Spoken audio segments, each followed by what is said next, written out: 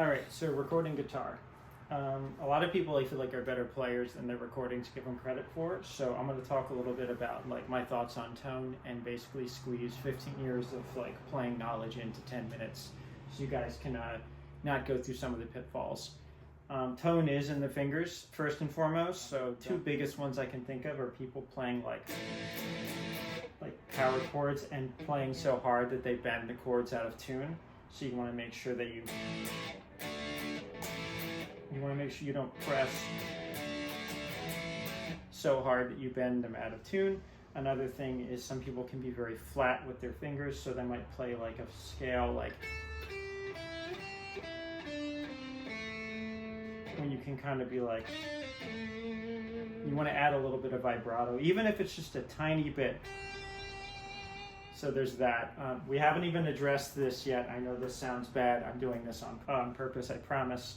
But yeah, if your fingers don't sound good, there's no amount of any additional steps you can take. You'll notice that I'm recording on a Microcube through that microphone on my iPhone. That is going to sound really bad, especially considering how far away my phone is from the amp. You're probably going to hear all these strings before you even hear the output. However, let's move away from this amp and move to a different amp so we can see what a different amp sounds like. All right, now we're basically on a tube amp. So I've switched from my little Microcube 5-watt amp to a tube amp.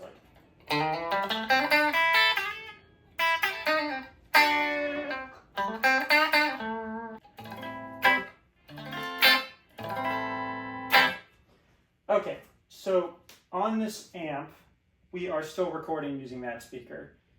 That is a problem. So let's add a microphone directly to the amp and go through a recording interface before we do anything else. All right, now we're recording through my SM57, which is going through a Cloud9 cloud lifter. It basically boosts the signal into my recording interface, into my laptop.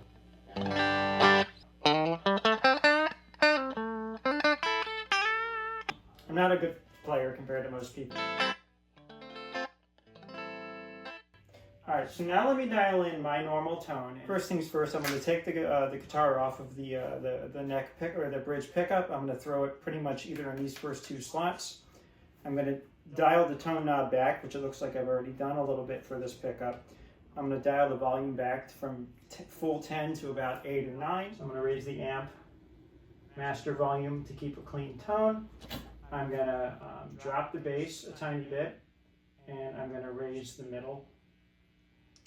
And I'm going to keep the treble somewhere in between. Then I'm going to hit this fat button to boost the middle.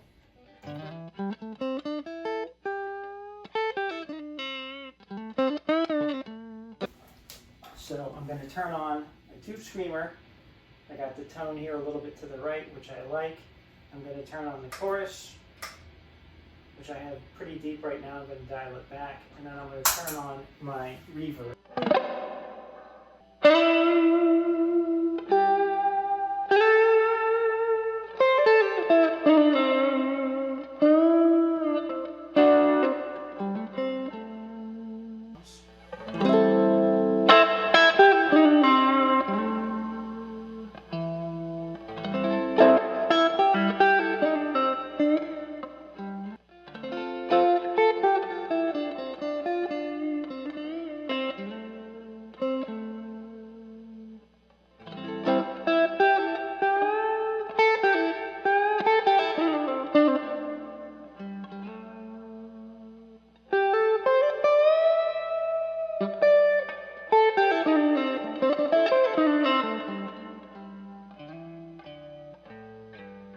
This is mostly like where I would consider my tone to be dialed in. I might mess with a couple things here.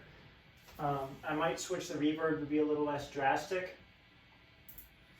I might play with the chorus a little bit.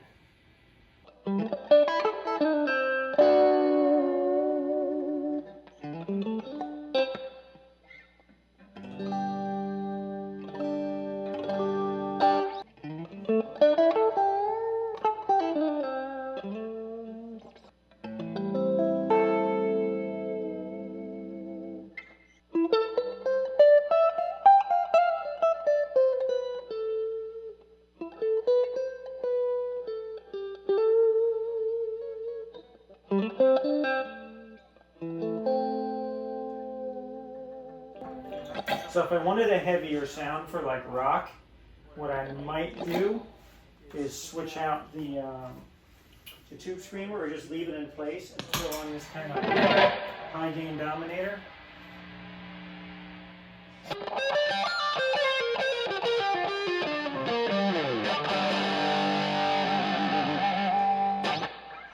So all I'm doing there is just adding that dominator pedal. I have that dialed in pretty well with like high gain. It's got a mid-range selector, which is really cool. It lets me kind of pick how heavy I want the mids to sound, like as far as like how high.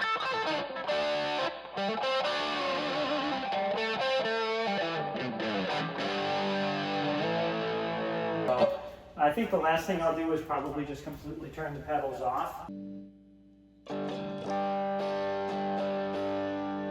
Blues Junior, it's not going to sound really harsh in the high gain range, but you might be able to get decent sounds out of it for rock, you know, kind of like something.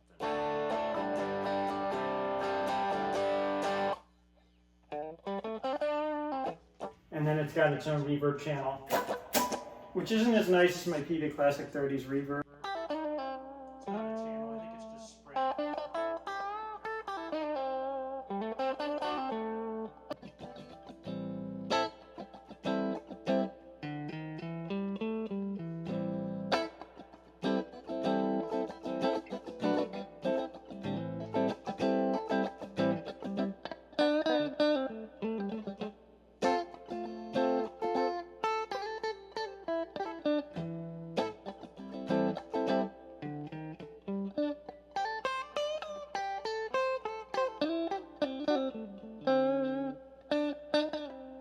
Basically, that's it. That's the sound I get. I basically use, the most important thing I would say is using the mic for the amp, and then just kind of having your pedal board set up pretty well.